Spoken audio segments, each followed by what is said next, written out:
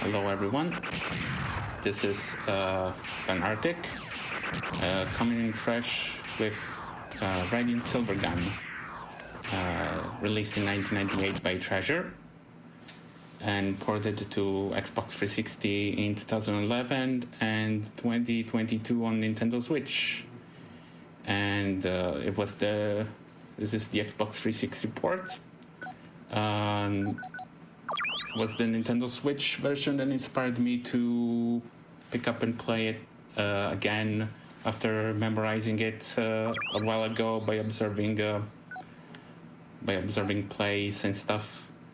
I also had the Sega Saturn port, pretty accurate port on the Saturn. There are some small changes here and there on the Xbox 360 version. This kind of explains how scoring works. I guess we'll explain how scoring works as the run goes. This will be an attempt to do 1cc. Hopefully it'll go as I plan. All right, 3, 2, 1, go. So the main quirk about this game is that you have 7 weapons at your disposal all at once, and your goal is to score and power up those weapons by chaining enemies of the same color. Though at this starting section I will apply the secret chain by getting a blue enemy, a red enemy. Actually I screwed up, let me restart real quick. I'll do red enemies, 1 blue enemy, and then the rest is only up to yellow enemies. And that builds up a secret chain. Here I apply a scraping technique. While I'm close to enemy bullets, I get points. Also coming into contact with enemies gives me points. It's a good way to rack up a little bit of extra score as the run goes on. So the key part of this is figuring out what type of weapons you need to use to destroy red enemies and also not accidentally destroying green, blue and yellow. There I used a little bit of positioning to get rid of everything at once. That boss uses multiple parts, and destroying all parts of a boss before taking out the core will yield 100% destruction rate, and with some nice score bonuses with that, which gets all added to the weapon experience. Weapon experience is divided between Vulcan, represented by the A button, the homing with the B button, and spread with the C button. Originally in the arcade version you only had 3 buttons available.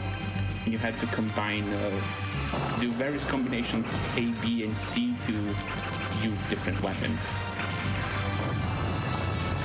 So for the early game I'll be using the homing plasma and the spread as much as I can, so that I can easily spread out experience between all 3 weapon types. And what increasing weapon experience does is increase the spread and the power of the weapons. Here I'm going to use the hyper sword again to get through these blocks. Heal these enemies early. I'll apply a secret chain here.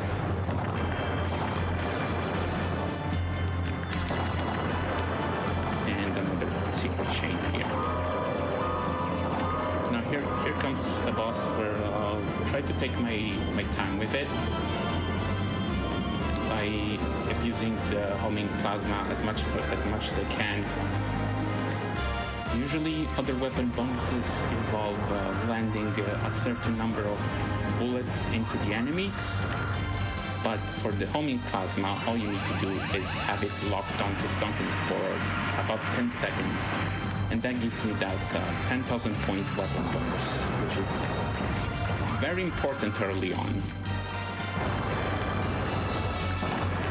because the homing plasma itself is still not as powerful as it should, I can sit in front of a boss and lightly tap and release the homing plasma onto things, doing minimal damage and still getting the weapon bonus to count.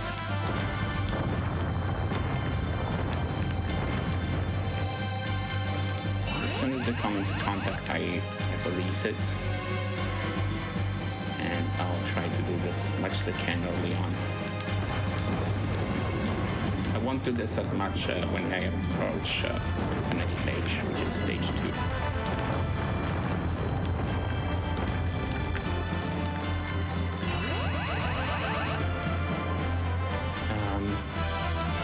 So how did this game come to be? There's at least an interview on shmuplations.com with director director Hiroshi Yuchi and Masato Maegawa discussing how linear and simplistic Toa Plan shmups in the 90s were, and they wanted to make a game with everything at your disposal right away, because usually what gets you killed in older shmups is greed by power-up items, or losing a life, going back to a checkpoint with no power-ups and stuff. The first stage to really have really narrow walls, you have to really squeeze your way through. I'm going to take a safe detour here by charging the sword and releasing it here. Normally I would have to go all the way to the left, but I'm going to avoid doing that. I'm going to use the spread here a little more, I'm going to spam it. There's another secret. I'll use the homing plasma here to cut through the wall and shoot that thing. And we're going to get some scraping points here. Here I like to this boss I like to sit right on the center of it, wait a little bit, and then spam the homing lock-on, or spread lock-on rather.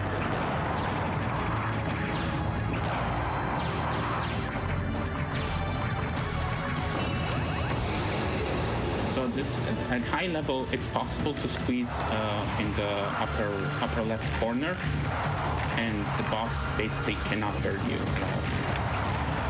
But I'm not really good at doing that, so I'll avoid doing that. Also, this boss is like a living R-type homage.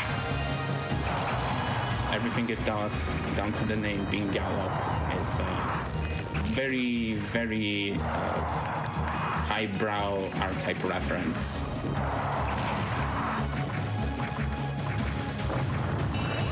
Like that, by moving up.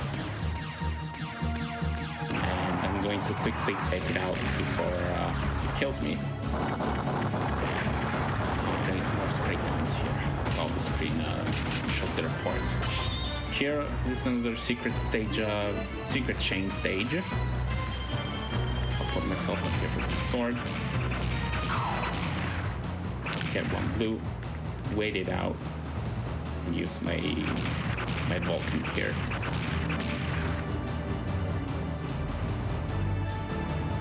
And again.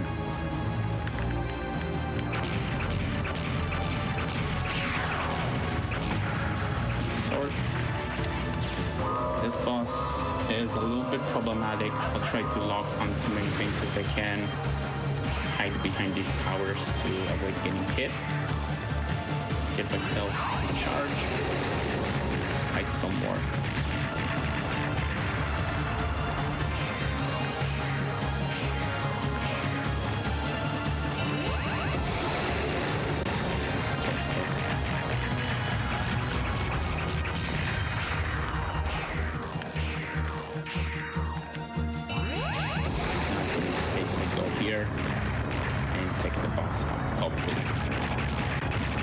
If you take out every turret before the main cannon will start aggressively chasing you, and I won't be dealing with that.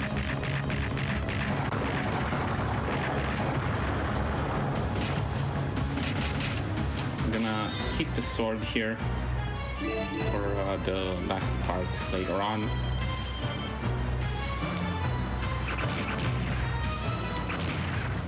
As always, red enemy chain is the key to score and get these weapons powered up. Stay up here so I can get hit. And here I'm going to spam A instead of holding it so that it does a single shot and doesn't accidentally kill those blue and yellow enemies.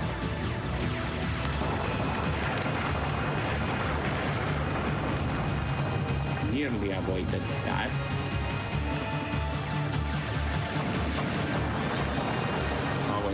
The spread here is key to chain. Pretty vital weapon.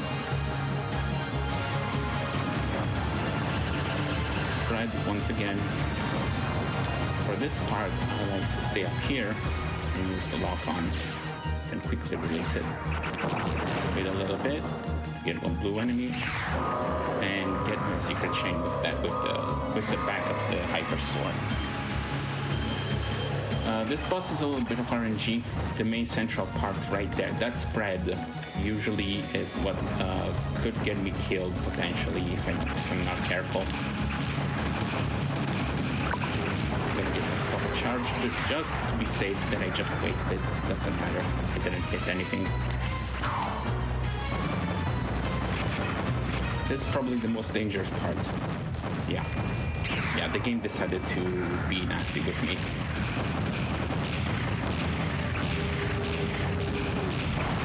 Very nasty. It's totally random what the central party decides to do. It's best to stay at the bottom and let those lasers aim at you from the bottom instead of from the top. Because, if they aim at you from the top, they can chase you down to further directions, which is not good. Okay, the boss is playing nicely now. We are now safe to do the lock-on, the plasma spam.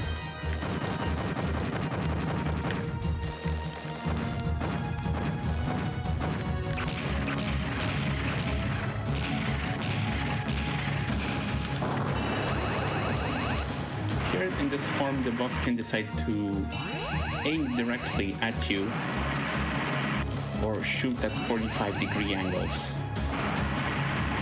It doesn't really matter.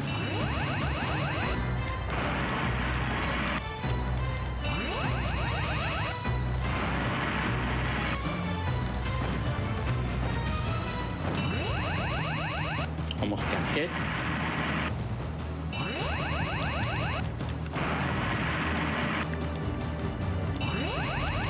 Nearly not paying attention there.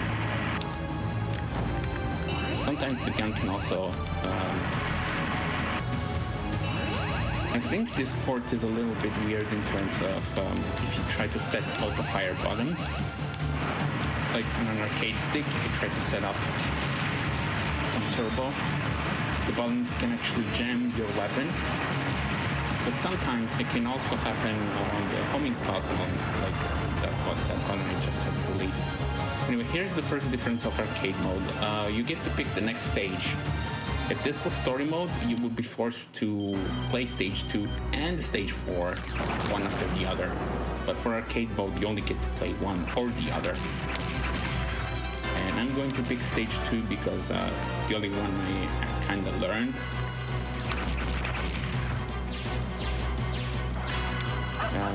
Basically, story mode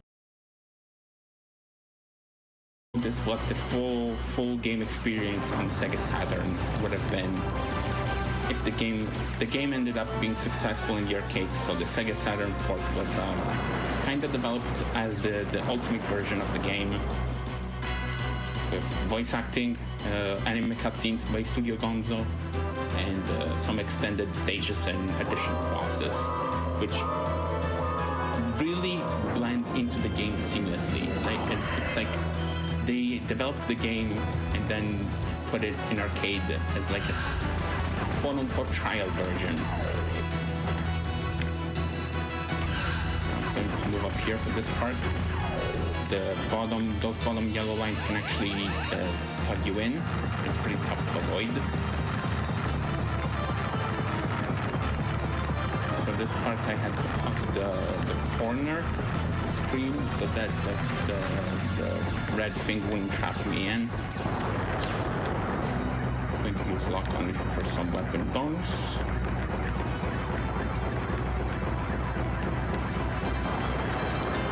And now it's homing Phasma City until the boss is dead. And I'm going to keep my sword as safety for the next section boss. There is some RNG involved.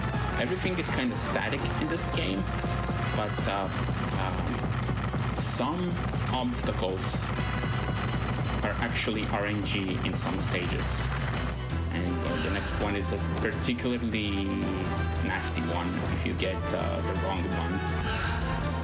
Like, if you decide to go for score and you get the bad wall, it's a guaranteed death unless you have a hyper sword, because the ship's movement is really, really bad. It's not ideal for playing. And it's another thing that was done on purpose. The ship's speed and the enemy patterns are pretty slow as a response to hyperactive, fast arcade games like the ones made by Toaplan. And this is another secret chain stage. This is the most lucrative part, and I hope I get this one right. So you fight a pair of bosses here. I'm not going to shoot these parts too much. Yeah, see those walls there, those wedges that come at the sides? Those are random. Even where the ship decides to go is random. Now I have to go the opposite side. Good pattern. Bad pattern. Extremely bad. I'm going to level my C weapon here. I died. That's okay. I lost, that was about a 300,000 point loss, but it's fine, because actually got my C weapon to a high enough level for later. Yes, I didn't look at my movements very carefully, but that's usually where I lose my first life. If everything goes well. It's not that big of a deal. You can just dodge up and down like this. It's pretty easy. Even if the other cannon was active, you could still dodge like this. And here it's better to take the boss out quickly, or else the chase is reversed on the other side. It gets pretty nasty. I'm going to use Vulcan. I'm going to still take out the bosses piece by piece. I really don't like this part, but I'm trying my best.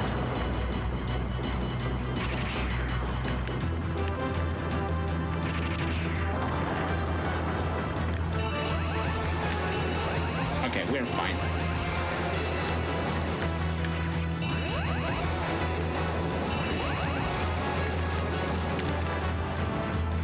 We are Gucci. Okay.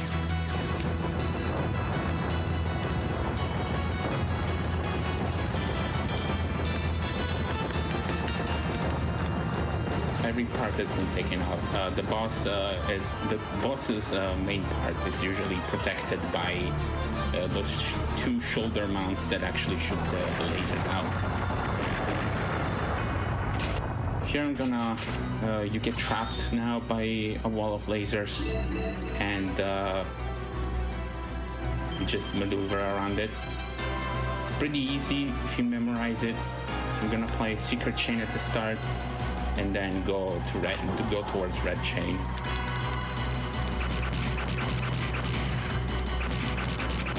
Okay, I got it. Oh, actually, I lost the chain. I killed I guess I shot too fast and got a red enemy before the next yellow one came by. That's okay. It's not a huge loss of score. It's like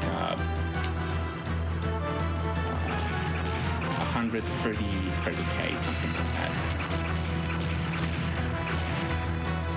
2 enemies.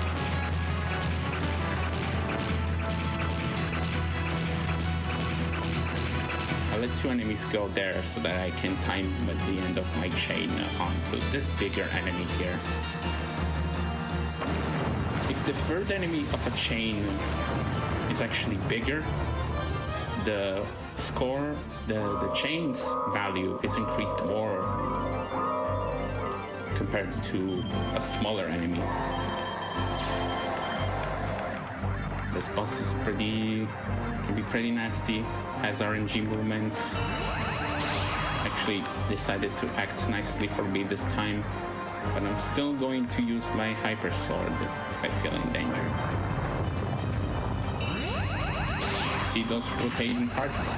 Those are the usually that get me killed or tucked in a corner where I can't escape.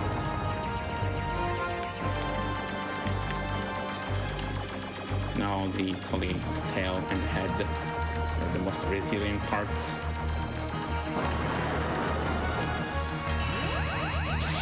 Not gonna bother doing any weapon bonus shenanigans here.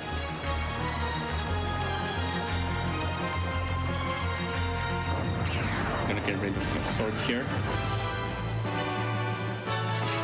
And this is the simplest stage. This is the only stage where the B button is pretty viable. This weapon here, it's pretty weak. You almost never use it. This is the only stage where it's good. Gonna keep sword charge here. Wait for these enemies to uncover themselves. Use the back of the hyper sword to sweep them by. This boss here, it's pretty nasty. It chases you in opposing directions, and these yellow bullets actually bounce on the screen, which I really hate because you really have to pay attention where you're dodging. You have to look at every direction.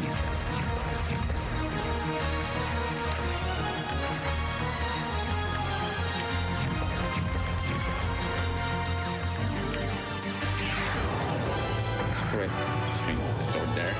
Maybe I shouldn't, but that's okay.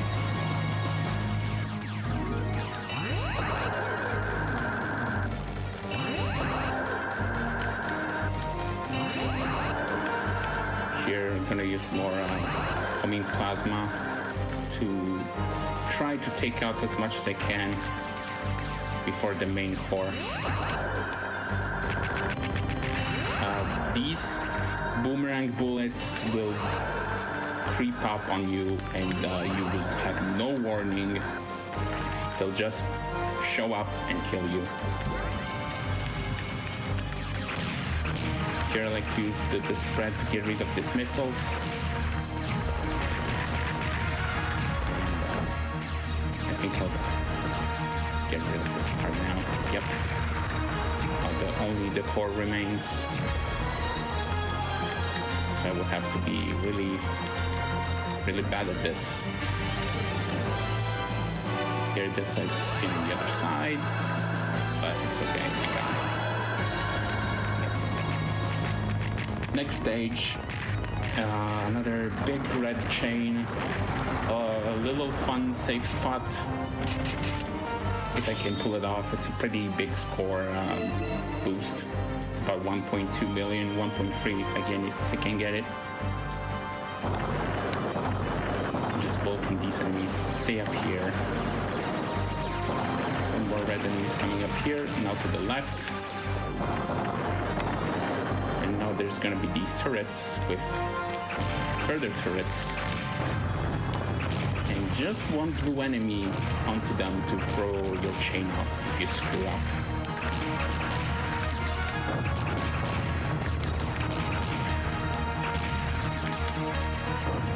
And I did not screw up this time. Cool. Okay, found a little safe spot. You sit up here.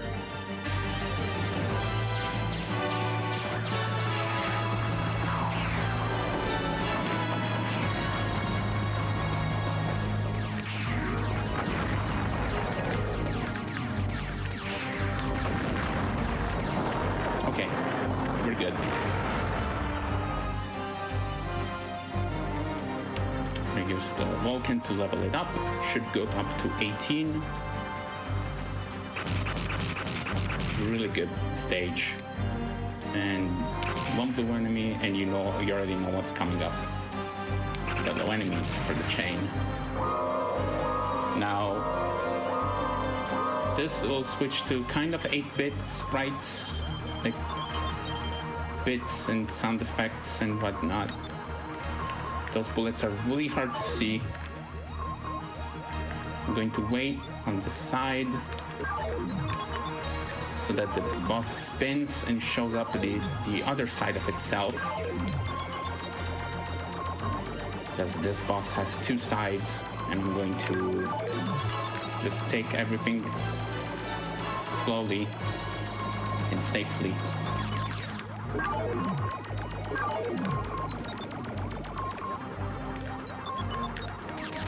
These back parts are a bit of a pain, so I'm going to try to speedrun kill them by stacking 3 bullets of spread on top of each other. It does massive damage if you do that.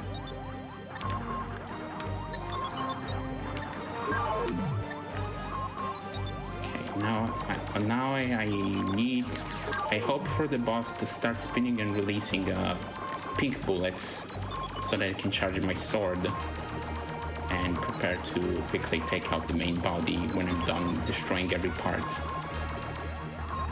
But it's not doing that yet.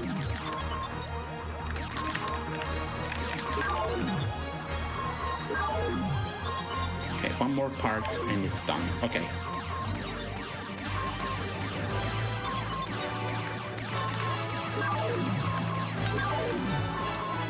Okay, this part is very dangerous. If you fire constantly, the boss keeps moving. So it's best to shoot when it's not doing something really nasty. Gonna tuck myself here in this corner for the next stage, since it retains your position. This coming up here is the hardest stage in the game, and also the main source of scoring. You can build a really super high red chain here if you do everything correctly. I'm not really good at it on this first part. That's the best I can do. Maybe I can do a 30k chain. Usually on super plays I've seen a 50,000 chain being built there, but I'm not that good at it. Take out these points. Here you can dodge by just tapping up a little bit. I don't think this is possible on the Sega Saturn version. This might be a small change, a small accidental change for this version. Now as usual, just focus on red enemies, but also at the same time reducing the boss's HP. Be careful to dodge everything, and almost use my hyper sword, which would have ruined the chain. Take out missiles as much as I can. Okay. Getting that part is essential for 100% destruction, and it was about to time out. Now here comes, this is the hardest part of the game, without a doubt. This is the single hardest part of the game. You have to dodge enemies, not accidentally destroying blue and red, and I just did that. I just lost my chain. That's okay. I'm not going for fancy scoring here.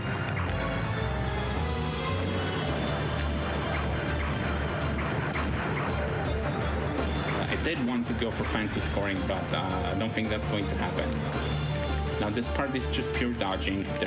You can't do anything. These girders here, they will block your shots. The homing plasma does go through, but it might accidentally kill the turrets on the side if you're going for full chains. Here I just position so that I can kill the coming reds. I just call them greens. Eat your greens, by the way.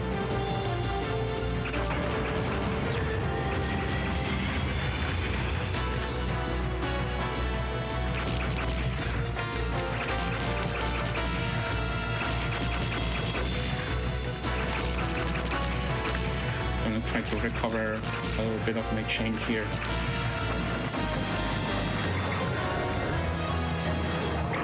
This part is really tough. You have to dodge and score at the same time if you're capable.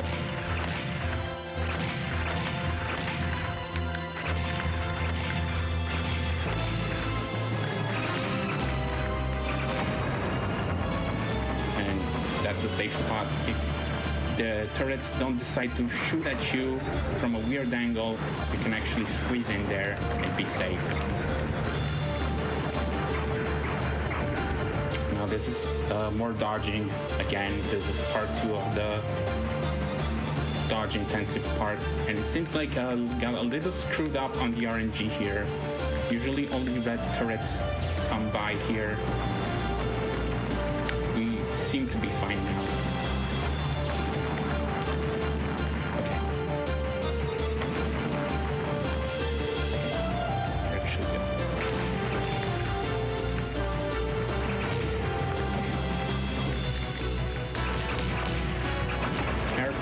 Get hit, and I got hit. That's okay.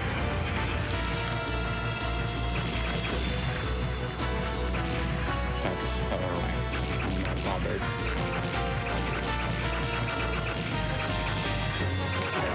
That on by. Almost get hit again.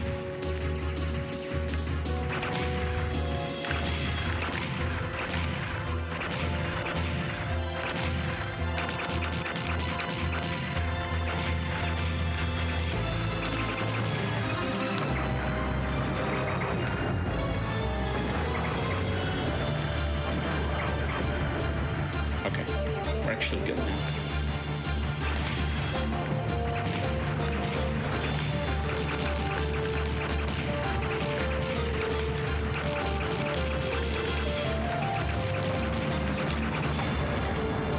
We're done with the stage. I can take the boss out. The walls here are RNG, but I don't care. I'm not going to put myself up here for this final part. This is the part most people know about. This is the part that most people are familiar with if they've seen footage of this game on YouTube 10 years ago or 15 years ago. And for the Saturn, this was pretty impressive. There was a pretty good, possibly an Ultraman reference, who knows? But yeah, the Stone-like that we're fighting decided to send its best warrior at us, and he's coming. All we can do is to be praying. To what? Who knows?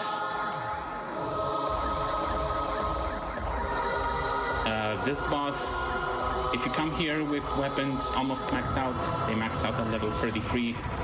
This boss is pretty easy if you come out here with maxed out weapons. You can be just up and down here. You're safe.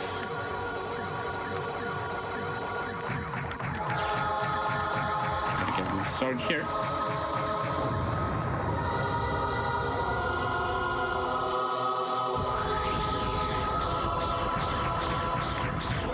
Try to stay down here. Avoid everything. These flames are pretty easy to dodge, but if they come up together with the pink bullets like that, it gets pretty dangerous. But we have enough power to take the phase out quickly. And here's for some more lock-on. Lock-on is pretty much the best weapon because it stacks on top of itself. Here you just dodge when the big light comes by. And one more hyper sword to finish it off.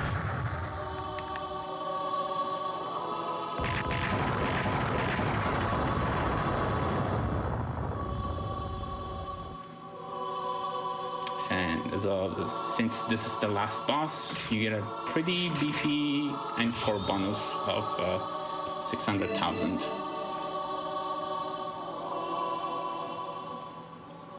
And now in true Ikaruga fashion, if you played Ikaruga, you're familiar with this part. It's just you and the stone and no weapons. You cannot fire anymore, and you're sent all the way back in time. And it's just you and bullets and 60 seconds.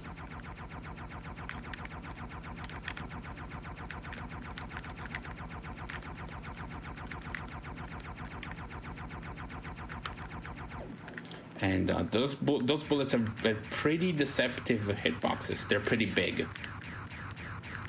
So it's best not to screw too much with them. These instead are pretty small, so you can really do some funky stuff like that if you're in a pinch and you don't know where to go.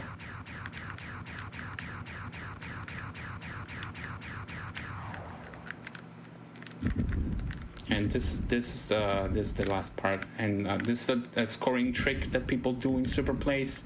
They stay here, lose a life, and go up here for the scraping points, and that's the run.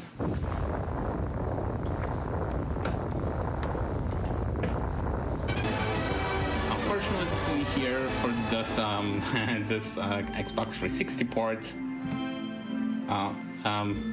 I stopped the time. I reset the time instead of stopping it.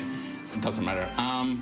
For this part on the Xbox 360 port, I'm not sure why this happens, but after these images of the credits scrolling by, the game 20 years later, but it decides to doesn't show the ending. It's just a black screen and credits rolling.